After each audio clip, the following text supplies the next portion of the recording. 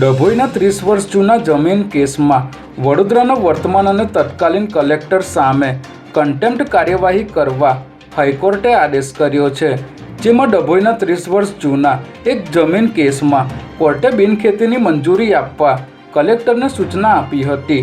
તેમ છતાં કલેક્ટર કે પૂર્વ કલેક્ટરે મંજૂરી આપી ન હતી, જેના કારણે કોર્ટમાં ફરી અરજી કરાઈ હતી, જેથી હાઈકોર્ટે ઝાટકણી કાઢી હતી કે હાઈકોર્ટના અનેક હુકમોનું પાલન નહીં કરનાર બંને કલેક્ટરો અહંકારી છે, જેથી હાઈકોર્ટે કલેક્ટર બિજલ શાહ અને ડૉક્ટર અનિલ ધામેલિયાને કન્ટેમ્પ્ટ ચાર્જ કરીને 50,000નો દંડ ફટકાર્યો હતો.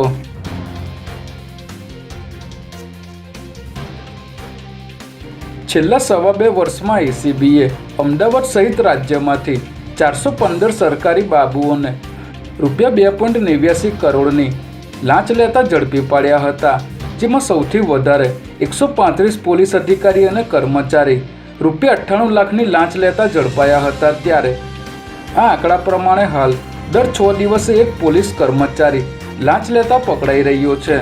પોલીસ પછીના અન્ય ટોપ 6 ભ્રષ્ટાચારી સરકારી વિભાગોમાં પંચાયત, મહેસૂલ, કૃષિ, શહેરી વિકાસ, કાયદા, માર્ગ, મકાન તેમજ નાગરિક પુરવઠા વિભાગનો સમાવેશ થાય છે. આ 6 વિભાગના 168 અધિકારી અને કર્મચારીઓ લોકો પાસેથી ₹1.40 કરોડની લાંચ લેતા પકડાયા હતા.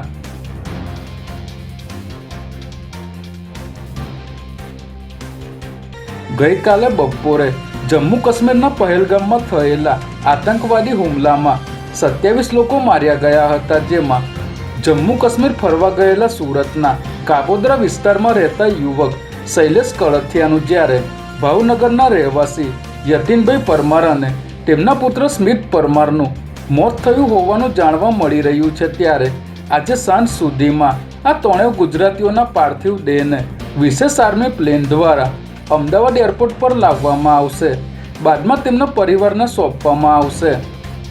આ હુમલાને લઈને અમદાવાદ સહિત રાજ્યભરમાં એલર્ટ આપવામાં આવ્યું છે.